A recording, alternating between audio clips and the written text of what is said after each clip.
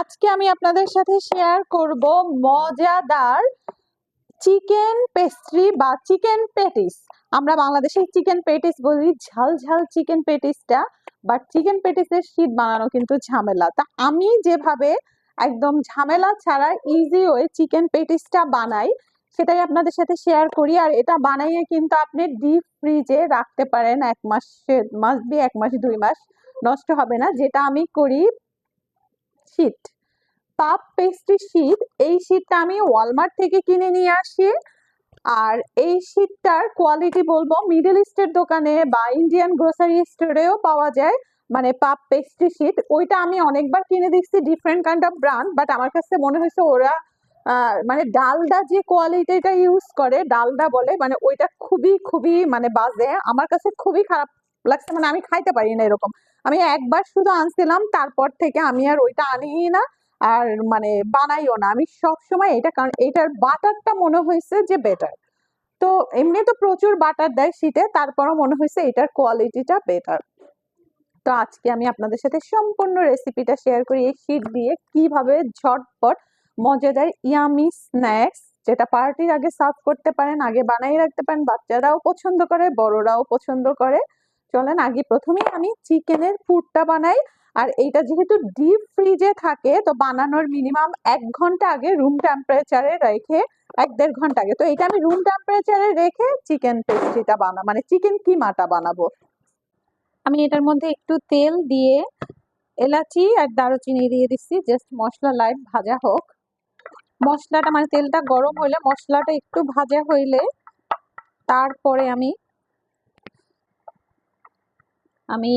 পেঁয়াজ বাটা, মানে এটা ফ্রোজেন তো কেয়ারফুললি, আদা বাটা, রসুন বাটা, পেঁয়াজ কুচিগুলো এখন দিব না, এই মশলাটা ভালো করে কষিয়ে নিব।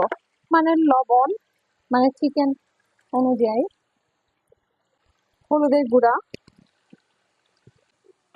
মরিচের গুঁড়া। ঝালটা আপনারা আপনাদের পছন্দ মতো দিবেন, মানে কম খান বেশি খান যে যেরকম খান। এরপরে ভালো করে কষাবো। তো এখন এই পর্যায়ে আমি যখন মশলাটা আমার মোটামুটি কষে গেছে হালকা, এই পর্যায়ে আমি কাটা যে পেঁয়াজ কুচিটা দিয়ে দিচ্ছি।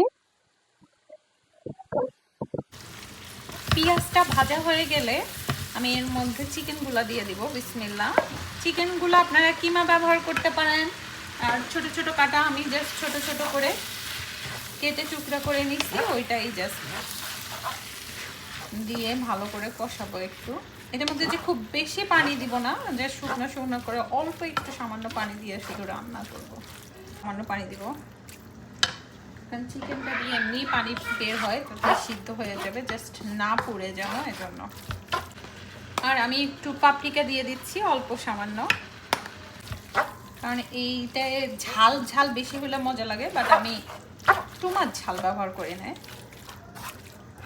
জাস্ট ঢাকনা দিয়া চিকেনটা সিদ্ধ হওয়া পর্যন্ত রান্না করব।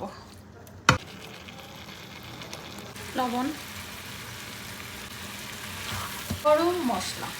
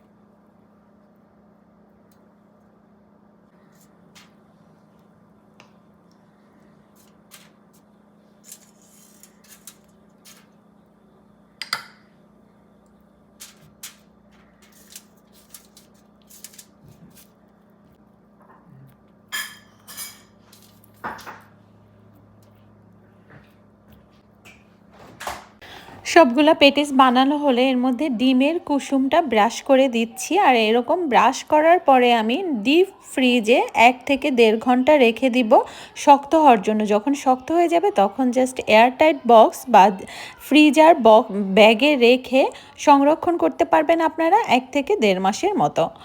এটা কিন্তু অনেক মজার হয়।